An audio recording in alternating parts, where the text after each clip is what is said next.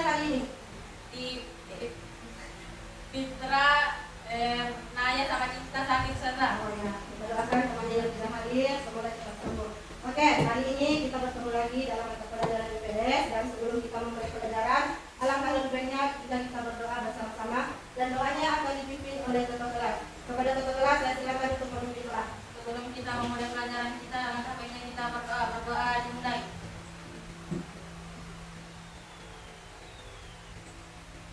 Selesai. Oke, jadi hari ini kita akan memasuki materi tentang proses asosiatif dan proses disosiatif. Nah, sebelum saya lanjut, ada yang masih ingat materi yang kita pelajari pertemuan yang lalu? Interaksi sosial. Jadi, pertemuan yang lalu kita telah mempelajari tentang interaksi sosial. Sekarang kita akan masuk di proses interaksi sosial. Nah, sebelum kita lanjut, saya akan menyampaikan tujuan kita mempelajari tentang proses interaksi sosial ini. Oke, jadi tujuan kita mempelajari tentang interaksi sosial, asosiatif dan disosiatif, yaitu setelah mempelajari materi ini, siswa mampu mengidentifikasi proses interaksi sosial asosiatif dan proses interaksi sosial disosiatif. Oke, kita lanjut di proses interaksi sosial asosiatif. Nah, perhatikan dulu video yang ada di atas.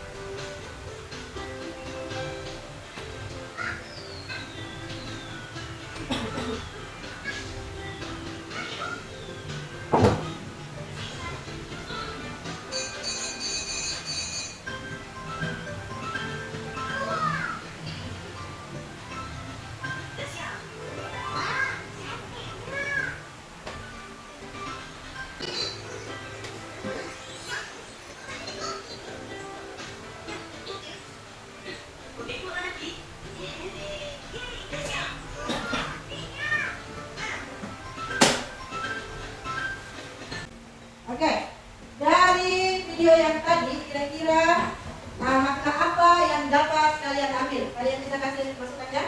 Oke, kalian Saling kerjasama sudah. bekerjasama. Ada yang lain? Oke, Fitri? Bergotong royong. Jadi tadi dari video itu kita dapat mengambil maknanya bahwa ada bekerjasama dan ada bergotong royong. Jadi dapat disimpulkan bahwa proses yang asosiatif adalah proses yang terjadi apabila seseorang atau sekelompok orang melakukan interaksi yang mengarah kepada kesatuan pandangan. Jadi dia mengarah kepada satuan pandangan. Kemudian ada beberapa bentuk atau proses-proses yang asosiatif. Yang pertama tadi seperti yang dibilang temannya adalah bekerjasama. Di mana kegiatan yang dilakukan oleh dua orang atau lebih untuk mencapai tujuan bersama. Ini dia contohnya tadi sudah disebutkan oleh temannya adalah bergotong royong. Kemudian ada beberapa bentuk dari kerjasama. Yang pertama adalah kerukunan, kedua tawar menawar, ketiga kooptasi, koalisi dan joint venture. Jadi ada 5 bentuk dari kerjasama. Nah, coba perhatikan yang pertama, bentuk kerjasama kerukunan. Nah, di mana contoh yang dapat kalian lihat tadi seperti bergotong royong, kerjasama dalam bentuk gotong royong dan tolong menolong antar individu. Nah, kemudian yang kedua adalah bargaining, di mana merupakan perjanjian pertukaran barang atau jasa antar dua organisasi atau lebih. Jadi ada yang namanya tawar menawar suatu organisasi dalam suatu organisasi agar menjadi lebih seimbang. Nah, berikutnya ada bentuk kerjasama yang namanya koalisi, di mana perpaduan antara dua organisasi atau lebih yang mempunyai tujuan yang sama. Yang terakhir adalah joint venture, di mana joint venture ini adalah terjadi dalam proyek-proyek besar untuk menyukseskan suatu tujuan yang membutuhkan kerjasama dari berbagai pihak dengan latar belakang yang berbeda. Kemudian bentuk proses asosiatif yang kedua adalah akomodasi, di mana akomodasinya adalah upaya untuk menyelesaikan perselisihan untuk mencapai kestabilan. Jadi kalau terjadi perselisihan atau persoalan dalam masyarakat, ada yang namanya akomodasi. Ada beberapa bentuk-bentuk dari akomodasi. Yang pertama ada namanya koersi, yang kedua ada kompromi, ketiga konsiliasi, arbitrasi, mediasi, dan adjudikasi. Kita bahas dulu tentang koersi, di mana koersi adalah bentuk akomodasi dengan menggunakan paksaan atau ancaman, tekanan maupun kekerasan. Kemudian yang kedua ada namanya kompromi, proses atau tindakan di mana dua pihak atau lebih yang memiliki perbedaan pendapat saling berdiskusi dan bernegosiasi untuk mencapai kesepakatan yang menguntungkan. Kemudian yang ketiga konsiliasi, di mana konsiliasi ini adalah usaha yang dilakukan untuk mempertemukan keinginan antara kedua belah pihak yang berkonflik sehingga dapat menyelesaikan masalah. Berikutnya ada arbitrasi, ketika pihak ketiga membantu meredakan pertentangan yang memiliki kedudukan lebih tinggi dan dapat memberikan keputusan yang mengikat. Berikutnya ada mediasi, dilakukan oleh pihak ketiga dan bersifat netral. Berikutnya ada adjudikasi, proses penyelesaian masalah melalui meja hijau atau jalur hukum. Contohnya kalau ada yang terkena kasus, akan dimasukkan ke dalam penjara dan akan disidang. Itu adalah adjudikasi. Kemudian bentuk proses asosiatif yang ketiga ada namanya asimilasi, di mana asimilasi adalah proses peleburan dua kebudayaan menjadi satu kebudayaan tunggal yang dirasakan sebagai budaya milik bersama. Contoh dapat kita lihat, bakso adalah makanan yang dibawa oleh orang Tiongkok.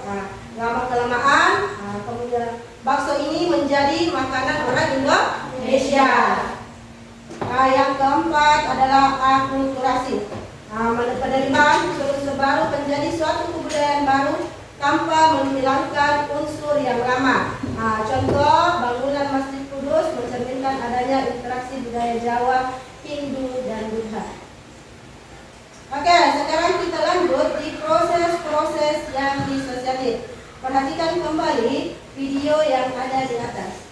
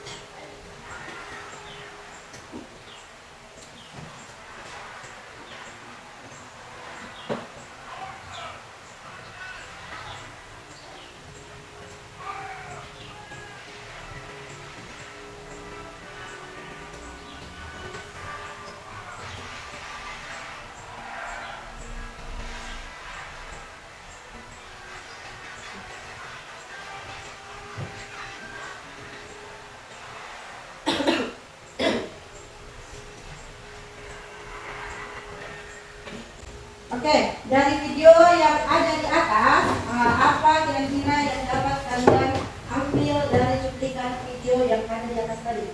Siapa yang bisa? Saya sadar. Oke. Terjadinya peperangan. Terjadi peperangan. Ada yang lain? Saya sadar. Ada juga? Saling bermusuhan. Saling bermusuhan. Jadi ada peperangan dan ada saling bermusuhan. Nah, jadi pengertian dari proses yang disosialisasi adalah proses yang terjadi apabila seseorang atau sekelompok orang yang melakukan interaksi mengarah pada perpecahan atau merenggangkan solidaritas. Di mana proses disosiatif ini terbagi atas 3. Yang pertama ada namanya kompetisi atau persaingan, proses individu atau kelompok yang bersaing untuk mencari keuntungan melalui bidang-bidang tertentu. Contoh, perhatikan gambar yang ada di atas, pertandingan bola voli, ada pertandingan bulu tangkis. Kemudian yang kedua ada namanya kontravensi, sikap mental yang tersembunyi terhadap orang lain atau terhadap unsur-unsur kebudayaan suatu golongan tertentu. Contohnya, OSIS di sekolah memiliki rencana tetapi salah satu kelas tidak setuju sehingga berkembang rasa tidak suka terhadap orang yang mencalonkan anggota OSIS itu, namun masih disembunyikan dan tidak diungkapkan. Perasaan benci atau tidak suka kepada seseorang itu masih disembunyikan, itu namanya kontravensi. Kemudian yang ketiga ada yang namanya pertentangan atau konflik. Suatu proses di mana individu atau kelompok berusaha untuk memenuhi tujuannya dengan jalan menentang pihak lawan dan disertai dengan ancaman dan kekerasan. Contoh di bawah ada terjadi demo, ada terjadi tawuran.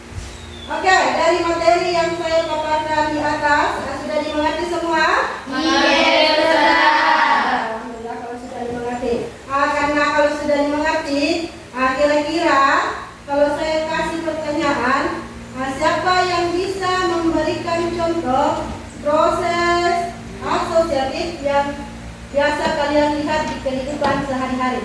Saya sudah. Oke, Fitra. Contoh kerjasama di hari Jumat bergotong royong membersihkan halaman sekolah sudah. Oke, jadi contoh yang pertama yang disebutkan oleh temannya itu sangat bagus sekali. Setiap hari Jumat bergotong royong membersihkan halaman sekolah. Oke, kita berikan tepuk tangan dulu untuk temannya. Ada yang lain? Saya Oke, sadar. merah. Contoh asimilasi yaitu pizza adalah makanan dari Italia tapi sudah menjadi makanan yang bisa dinikmati oleh orang Indonesia. Bagus sekali jawabannya. Jadi yang kedua ada contoh makanan dari Itali yang dulunya hanya orang Itali yang bisa menikmati, tapi sekarang sudah masuk di Indonesia dan sudah cocok dengan lidah Indonesia. Oke, kita berikan tepuk tangan untuk temannya. Kemudian contoh disosiatif. Ada yang bisa kasih jawaban contoh disosiatif? Saya sadar. Oke, bisa. Saya bersaing dengan Tiko untuk meraih peringkat 1. Oke, persaingan di dalam kelas untuk menjadi juara kelas. Sangat bagus jawabannya. Kita berikan tepuk tangan untuk temannya. Ada yang lain yang bisa Saya jawab? sadar. Oke, Ciwi. Terjadi demo saat pemilihan calon bupati Terjadi demo saat pemilihan calon bupati. Bupati. Adalah contoh yang dapat kita lihat di kehidupan kita sehari-hari. Oke, berikan tepuk tangan untuk temannya. Baiklah, sampai di sini dulu materi kita hari ini. Jadi dapat kita simpulkan bahwa proses yang asosiatif adalah proses di mana mengarah kepada kesatuan pandangan, sedangkan disosiatif adalah mengarah kepada perpecahan, dan proses yang asosiatif dibagi menjadi 4. Kemudian proses yang disosiatif terbagi menjadi 3, ada persaingan, kontraversi, dan konflik. Oke. Untuk materi hari ini sampai di sini dulu. Pertemuan berikutnya kita akan membahas tentang masuknya kebudayaan hidupnya di Indonesia. Untuk pekerjaan rumahnya, buka halaman 89, kerjakan soal yang ada di bukunya. Pertemuan berikutnya kita akan membahasnya. Oke, sampai di sini dulu. Assalamualaikum warahmatullahi wabarakatuh.